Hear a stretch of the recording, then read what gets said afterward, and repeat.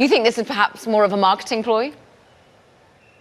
Yeah, that's where the skeptic in me thinks it's a little bit more of that. I mean, you never want to underestimate SoftBank, and when it comes to AI and robotics, I think there's a lot of interest, particularly from the capital markets. But the size and the scale seem a little bit trumped up, so to speak. I think, and the timing I would question as well.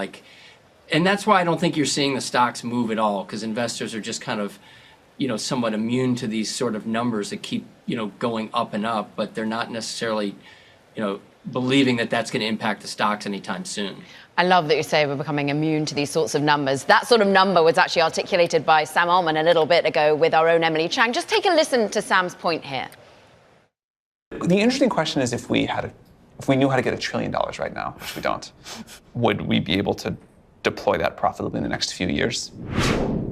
And I'm not sure about that, but I feel confident we can make $500 billion of value back. Sam Altman is saying he's confident he can get half of your money back if you give him $1 trillion. So ultimately, are these the right bets to be betting on as an investor in the likely winners? Would you still allocate to TSMC if indeed $1 trillion is talked about in Arizona, for example?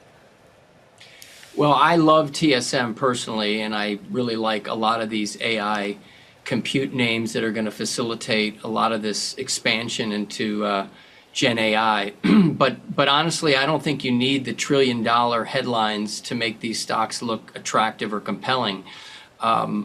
Everything in the near term sounds like the demand for AI tokens and inferencing is rising. NVIDIA is doing a great job of improving the production and output of their new Blackwell server racks, and the cloud hyperscalers who buy all this equipment all seem keen to increase investment as opposed to limit it or slow it down.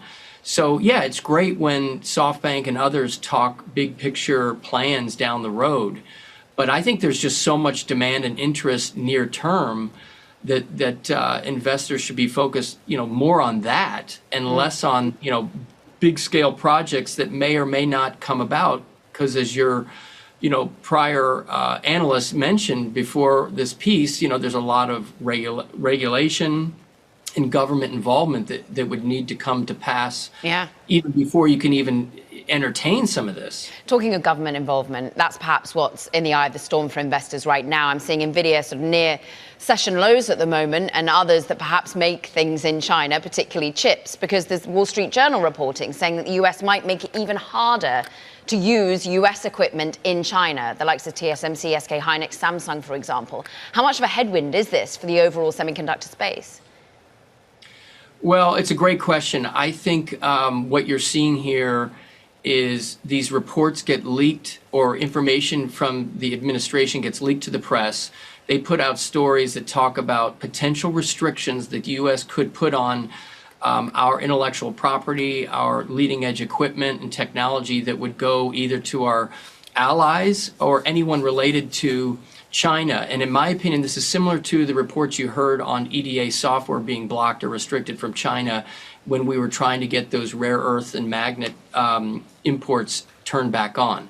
So what I think is happening is you have two big Korean memory companies that make memory inside China, and the U.S. wants to get leverage in the current ongoing trade negotiations with South Korea or maybe other Asian nations who would be exposed to these rules. And so they throw this out as, well, we might, restrict the ability to get those leading edge tools, which would basically make those fabs inefficient. It wouldn't shut them down, but if you can't get the best, latest equipment, it basically puts you at a competitive disadvantage versus companies like Micron.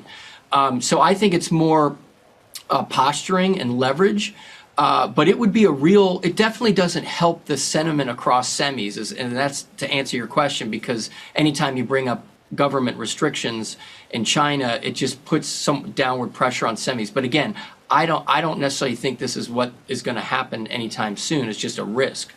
Just a risk, but people act on those risks. And as we see the SOX, the Semiconductor Index, now trading off by 1.7%, and it's KLA, it's Lam Research in particular, in the headwinds. Can you give us a sense of who, despite these sorts of environment, you just have to allocate to because, well, the positives just so outweigh? Does it still remain NVIDIA at all cases, TSMC at all cases? Are there more nuanced plays to be had? Because it feels as though we've been ringing that one for a while.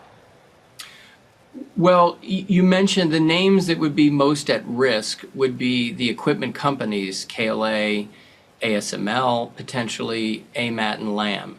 And those stocks have been going up in the face of a lot of concern that the U.S. could put further restrictions on those equipment and that those tools going into China. So a lot of the people I speak to are already cautious on the equipment stocks. But what I actually think, it definitely really won't impact NVIDIA, in my opinion. TSM, honestly, again, demand exceeds supply. They're going to do fine. And the other name that I would look at, as you mentioned, like who could benefit, is Micron. So Micron is the other large DRAM NAND flash memory supplier, and they don't have big factories inside China. They're the only U.S. memory company, so they're like our leading champion, and we want them to survive and do well, and obviously they're going to try to move more of their manufacturing into the United States, but they would be at an advantage if the U.S. was to restrict Samsung and Hynix from getting those needed tools in those Chinese facilities. And that's the one that's reporting next week. That's the one I think that's going to sound super bullish on demand for memory in AI. And that's the one I think that could really be the surprise upside winner.